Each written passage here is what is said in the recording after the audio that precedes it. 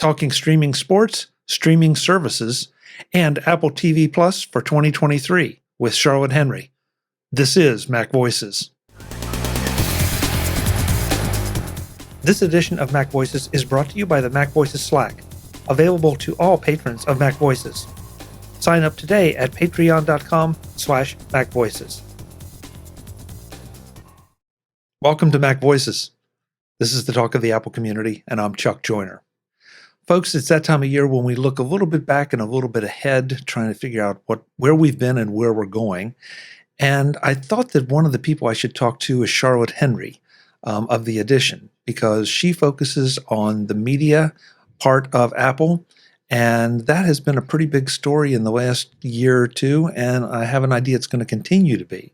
Charlotte, it's great to have you. Thanks so much for doing this. Thanks so much for having me back. Yeah, always fun to chat with you. Listen, I always get something out of our discussions that I didn't see coming. I should tell folks that we're recording just a little bit ahead so that Charlotte can get some time off for the holidays. So as of right now, it's news as we record this, Apple appears to have bowed out of the NFL ticket negotiations. Yeah, that's... And what do you think, Charlotte? Should we be surprised?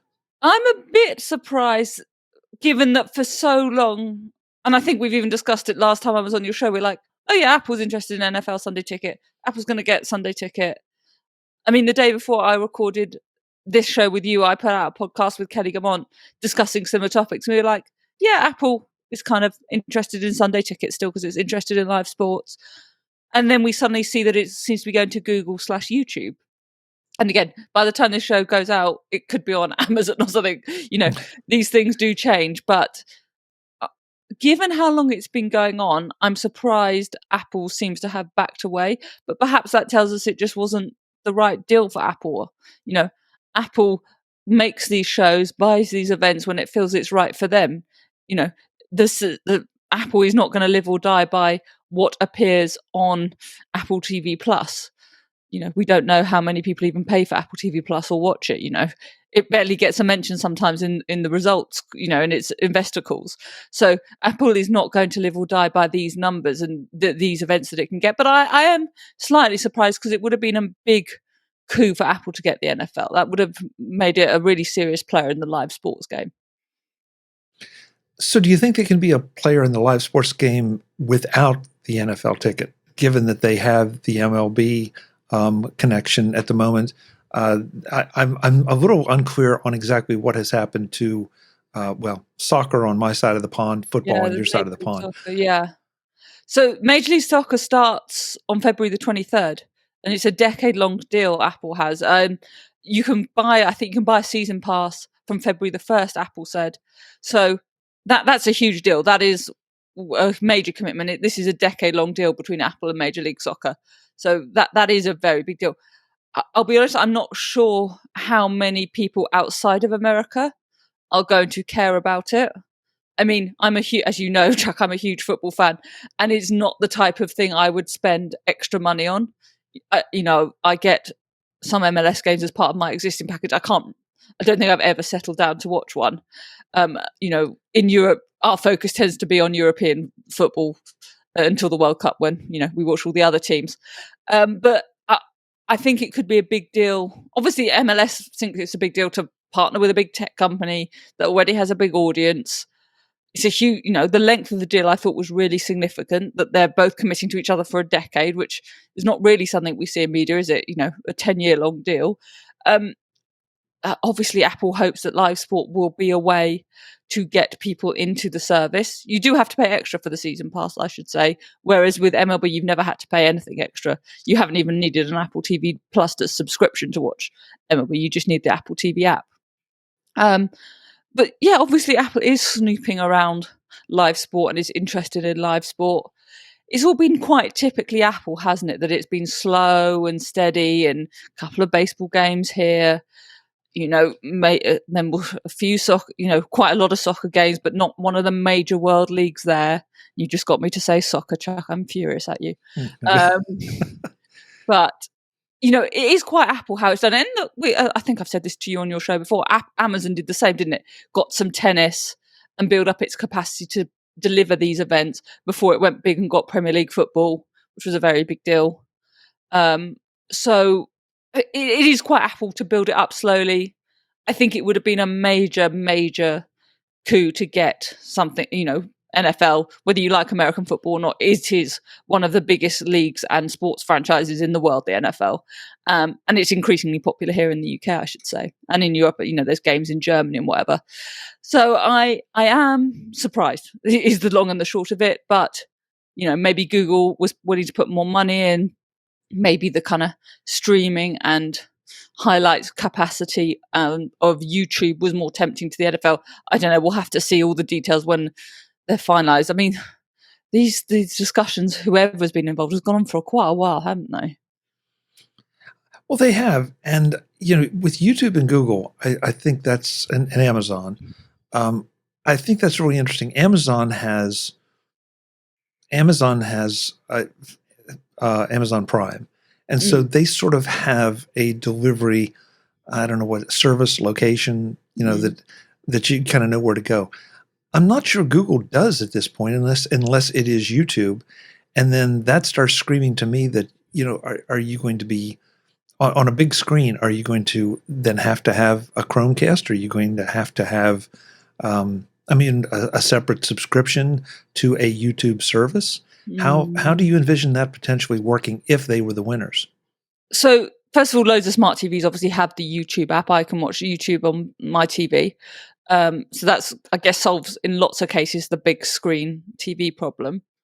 But as you were talking that through, the one thing that came into my mind was the YouTube Premium subscription, which some people really like. A lot of people don't know exists and don't care about.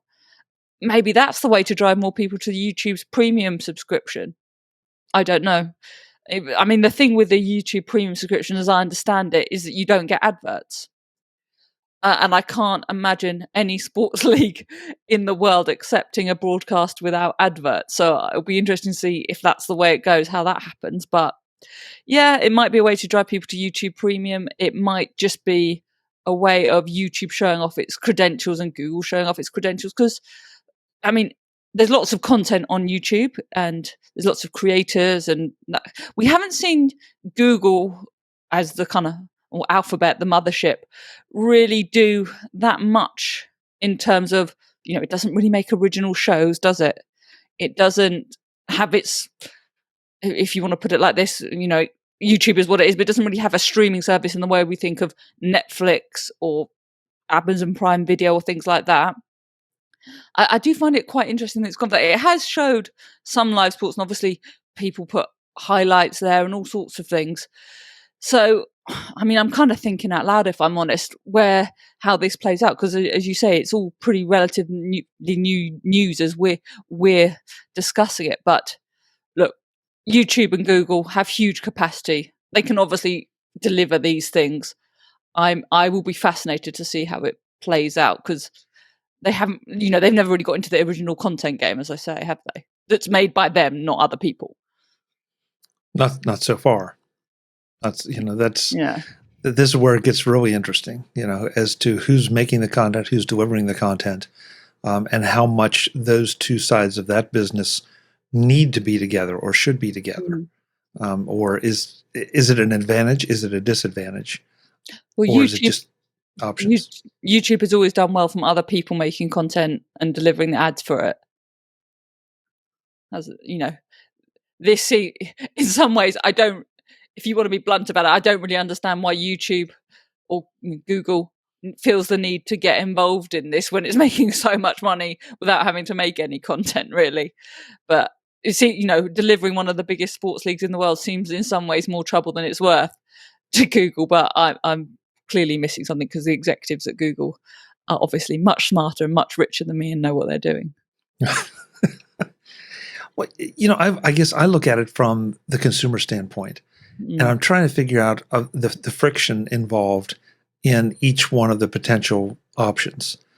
And I feel like YouTube, Google introduces the most friction, followed closely. I mean, Amazon's second down that list because they're already delivering American football on Thursday nights. Yep. So if you've gotten used to that, well, then, gee, it's not a big leap to say, oh, okay, now this is where I'm going to get most of my football or a lot of my football. Mm-hmm. Apple TV Plus, okay, maybe. I'm not sure if that's more friction or not. I mean, there's an Apple TV app available for smart TVs. Yep. So would that Already potentially just shows become some live sport already. Not much, but a bit. right? So, or does that just suddenly become another quote unquote channel on my TV that I primarily tune into for live sports, if that's what I'm into? Yeah. There are a lot of questions here and not a lot of answers.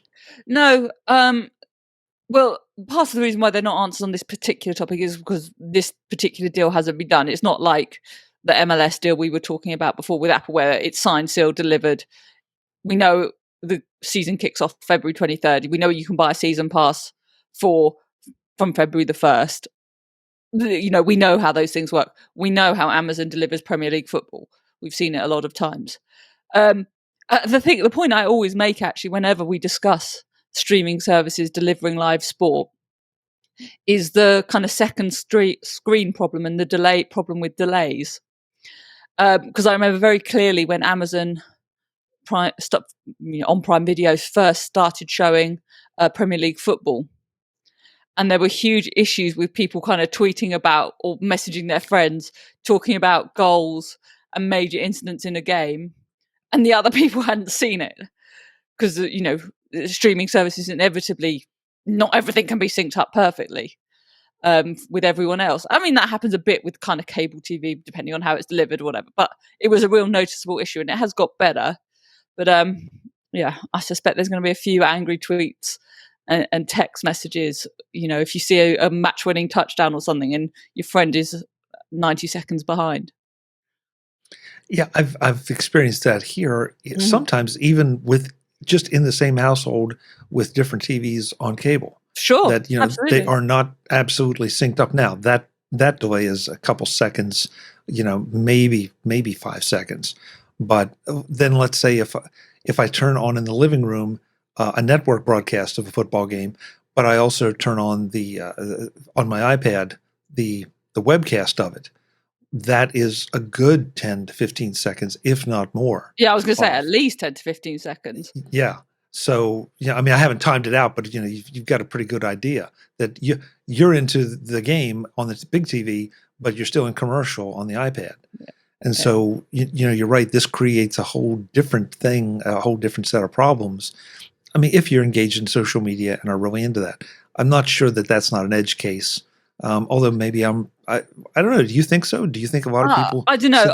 All I know is if I watch live sport on something on a platform I know, like a streaming platform that is liable to be delayed, I need to put various devices on mute so that friends don't disturb it for me. And also, I'm very wary if I message friends that I may be ahead of them. Yeah, I think it's interesting we've gone down this kind of rabbit hole of discussing live sport on streaming, because I think that is going to be a big deal. But also it kind of is indicative of another thing that's happened this year, of how these streaming services have slightly got away from what we originally knew them for, right? Which was load of shows that I like, that I can watch whenever I feel like watching them. And like, if you listen to Netflix senior leadership talk now, all they want to talk about is games and how they're introducing gaming to the Netflix platform. I have to say, I've not spent any time playing any games on Netflix, but that's kind of interesting. We've seen big shifts with ad tiers coming to Netflix and Disney Plus, price rises across the board. It's kind of, it has been a major disruptive year in streaming this year, hasn't it? It has. And it feels like everybody's looking for a new edge or a new product to enhance their platform. And I guess that's just the nature of things, that everybody copies everybody else sooner or later. And you just try to figure out, are they going to be good enough to keep it going? And who's going to be, who's going to be the big winner if there's going to be a big winner? Yeah, for me, it's always been Disney Plus that seems to be the one that can swoop in. We saw it get to the same number of subscribers as Netflix this year, although, as I understand, it doesn't make the same amount of money per subscriber as Netflix does. I think the difference, when this first came up, was quite significant. Even Apple was like, "Oh, I guess we better put the price of TV Plus up, keep up with the others. They're all shut. We don't want to look cheap compared to the others." I mean, do you really think Apple cares about making money from TV Plus? Maybe a bit because it's Apple, but it's not the main reason it started TV Plus, and it's not the thing it's worrying about 2-3 years in, is it? Well, I was just going to say, you just did the qualifier. 2 or 3 years in, I don't think they're worried about it. Long term, I think absolutely it's going to have to make some money for them, or it's not worth doing. Yeah, I think you're right, and it's Apple doesn't do anything unless it can make money from it, and also I guess you have to make money to keep getting the high quality talent being able to pay for the high quality talent, which it does, and clearly that is a thing it does care about a lot. Okay, so let's shift away from sports and let's just talk about, is there such a thing as regular programming? Mm-hmm. How do you feel Apple's stacking up against the competition through 22 and headed into 23? Yeah, so the Apple catalog, because it's all originals, save for some peanut stuff, has always been much, much smaller. But suddenly, and again, I discussed this with Kelly Gamont on my show, suddenly if you browse through the Apple TV Plus catalog, there's suddenly quite a lot there. And quite a lot of it is quite appealing to watch. I mean, it's not ever going to have the Marvel Cinematic Universe and Star Wars and, all the natural history program that Disney Plus is having, is not going to have the years of catalogue that Netflix has. But, there's quite a lot there. And it's always sort of done quality over quantity. And it's just about getting that right, I think. And there's big shows that are going to be renewed. I read that my favorite show on Apple TV Plus is Mythic Quest, which I just think is so brilliant, and it's expanding the universe around that show with a new series called Mere Mortals, which is taking some of the stars from Mythic Quest and kind of looking at their stories in a bit more depth. I think it's doing pretty well. I was joking about whether we'll ever see the Leonardo DiCaprio movie. What's it called? Whatever, The Flower Moon. It's a huge. It's got everyone in it. It's got Robert De Niro in it. It's directed by Martin Scorsese. I don't even want to know how much it's cost. And it's been Killers of the Flower Moon, and it's been just delayed endlessly. And yes, and that's the kind of stuff Apple wants to do. It wants you to go, we're the place where you get Tom Hanks movies. We're the place where you get Will Smith's latest movie. We're the place where you get Leonardo DiCaprio movies directed by Martin Scorsese with Robert. It wants to have those big things, but I think it's got better at having a bit of lighter stuff in there as well. So I mentioned Mythic Quest, the obvious one, and I'm quite impressed at us that we've taken this long to bring it up, is Ted Lasso. We've done very well. I think we've got through 17 minutes without mentioning Ted Lasso. That is season 3 that's meant to be, we assume, will come out next year. Always that's been the thing that brought many people into Apple TV Plus. People were like, I don't care about, why is Apple doing streaming? I don't care. I just want my Mac.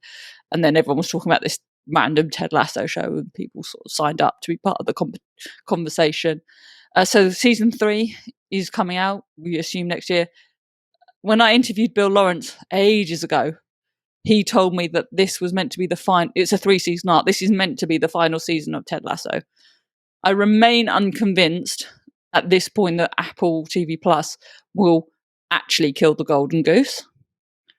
We might see specials and things like that, but that's going to be an interesting moment when the show most associated with your platform supposedly ends.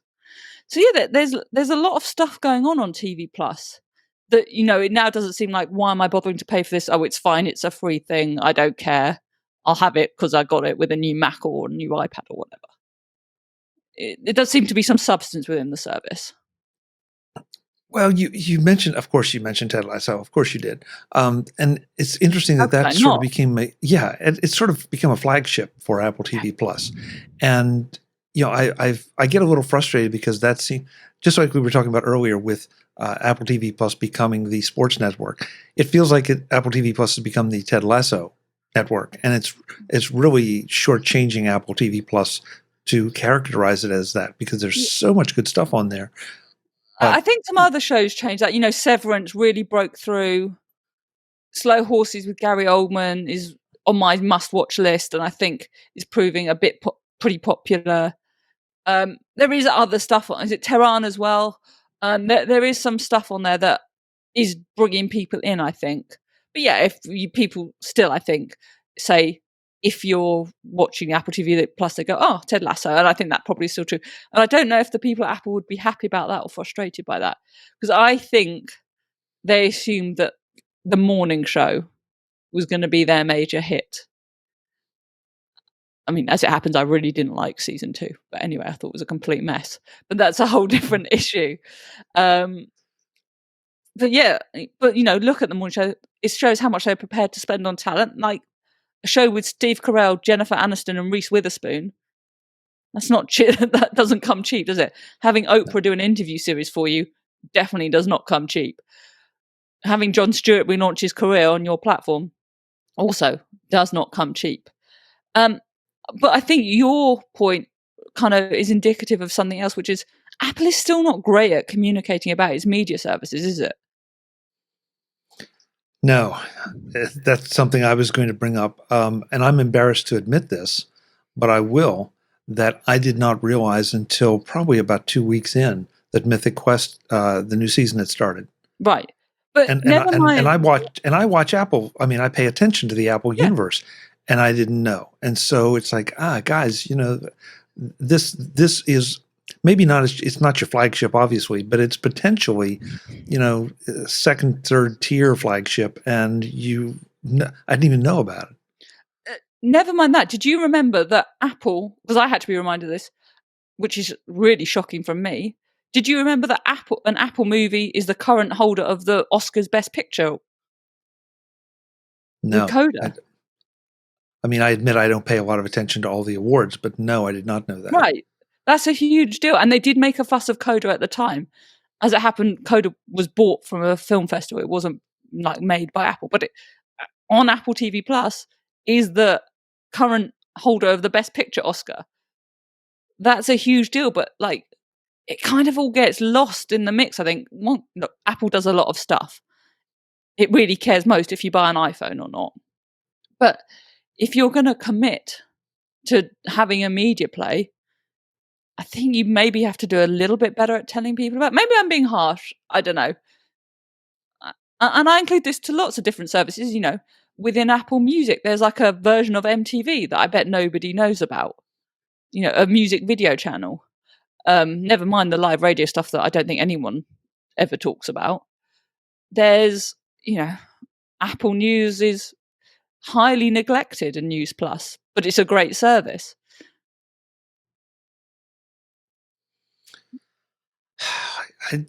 You're not wrong, and I don't think you're being harsh. I mean, I think there's a lot of room for improvement. I'm afraid that I'm not smart enough to know how to do it without it just becoming, a constant barrage of, all Apple all the time everywhere. Yeah.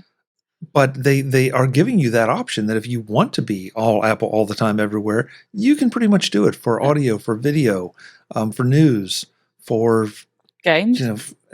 Games. I mean, games is something I cannot speak to at all intelligently, but the people that can tell me that Apple is a pretty significant player in games and that the games are pretty significant themselves. Yeah, there's some good stuff on Apple Arcade. And Apple was doing that. Netflix, as we mentioned earlier, is getting very excited about games and trying to make that push. Apple was already doing it, but I don't know how many people are getting really excited about Apple Arcade. The Apple One bundle is whichever way you cut it, is a pretty good media bundle. And it's the type of thing only a bigger company like Apple can offer, not a pure play media company can offer. But yeah, I mean, I love a lot of what Apple does. I sometimes wish they'd just talk about it more. Whereas, like if there's big shows on Netflix, you kind of know about it. Like since Wednesday came out, loads of people know about that show. It's been talked about a lot.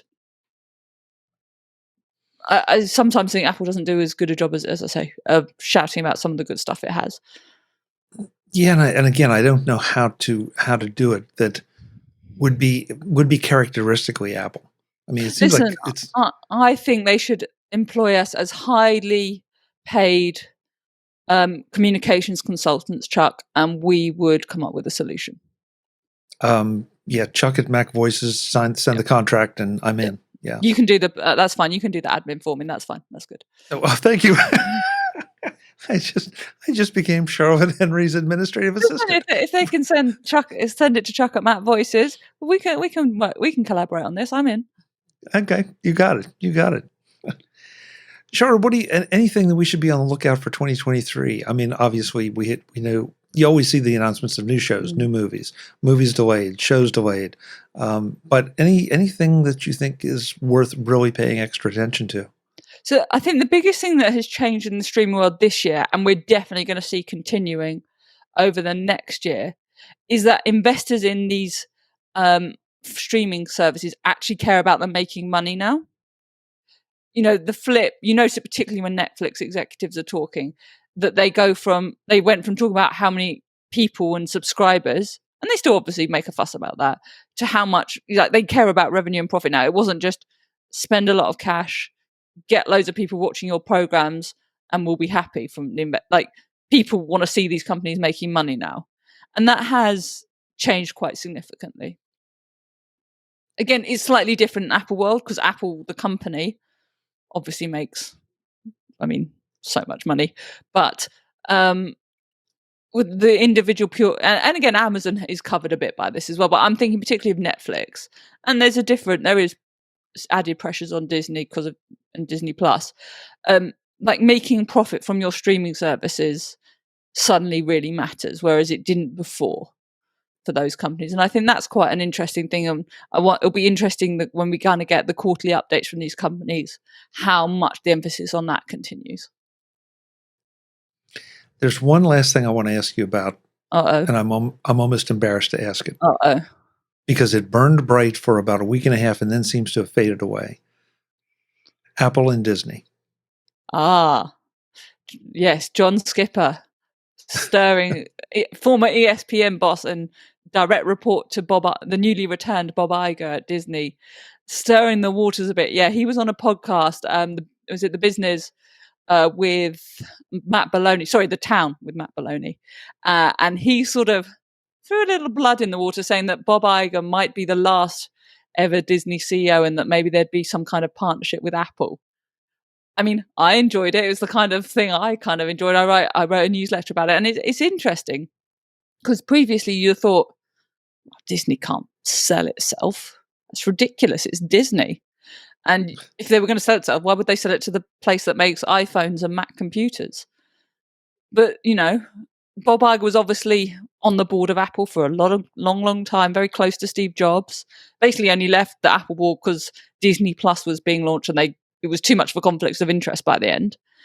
I'm intrigued by this. I'd love to. I don't know if he was sort of on a wind up, John Skipper, or it was like a thing he seriously thought could happen.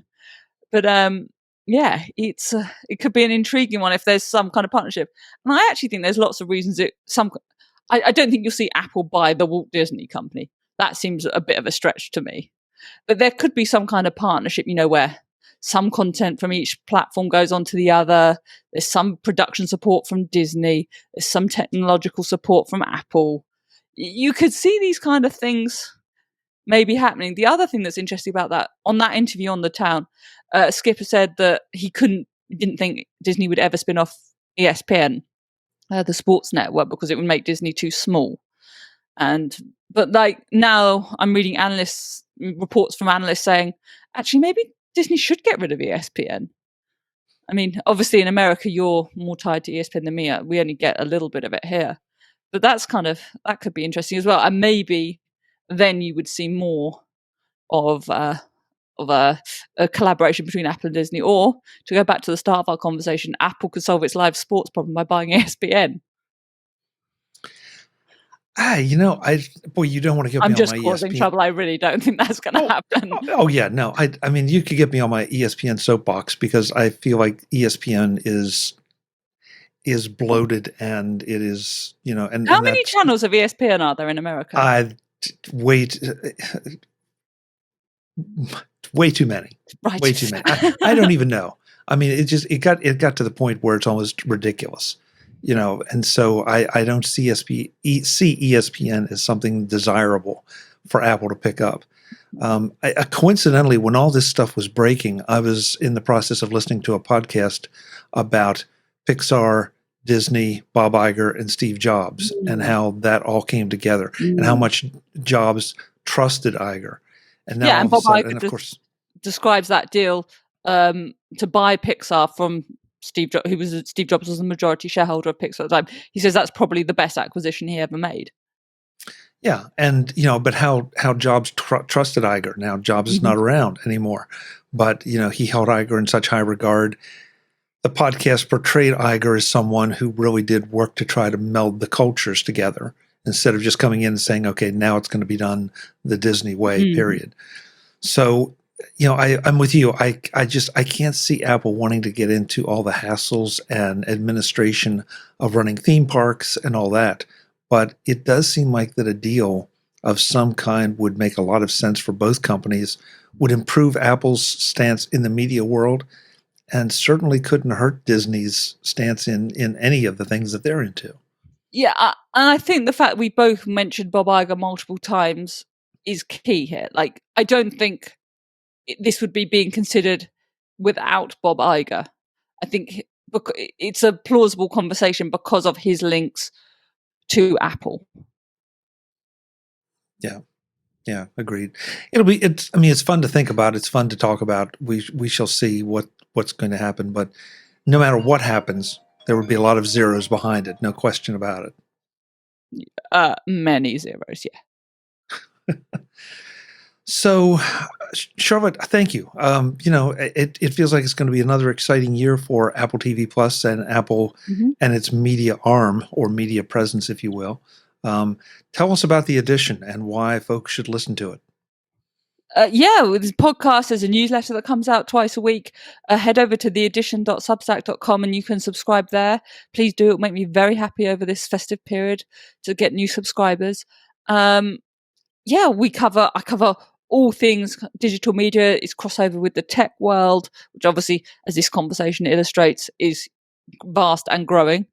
So there's all sorts of things, analysis, original reporting, all sorts of things going on there. So do check it out at theedition.substack.com. I tend to get great guests onto the podcast as well. I think I've even let you on, Chuck, haven't I? So you dropped your standards for a week. And no, not at all. So there's all sorts of fun stuff we do over there that is in exactly this kind of space that we've been discussing. So if you found this conversation interesting, I hope you come join me over there. And at the risk, I don't want to take us down a social media rat hole, because that could be another whole show. But are you still on Twitter? Where are you on social media? I'm at Charlotte A. Henry on Twitter. Come join me over there as well. Perfect. Charlotte, thank you so much. It's a blast. Happy holidays, happy New Year, depending on when this goes out and when folks listen to it. And we will definitely talk again in 2023. I look forward to it. Happy holidays and happy New Year to you. Thank you. Folks, I'm Chuck Joyner. This is Mac Voices. Pay attention to Charlotte's podcast and her newsletter, because it is an important part of the Apple universe, and the whole media thing is just going to get more important, I'm sure. Until the next time, and as always, thanks for watching. Visit MacVoices.com for show notes and to connect with Chuck on social media. Get involved in our Facebook group or like our Facebook page, and get more out of your Apple tech with Mac Voices Magazine, free on Flipboard and on the web.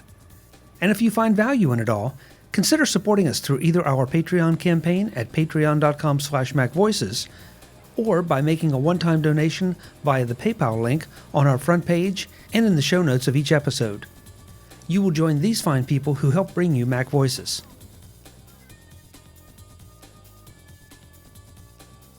Advertising handled by Backbeat Media at backbeatmedia.com.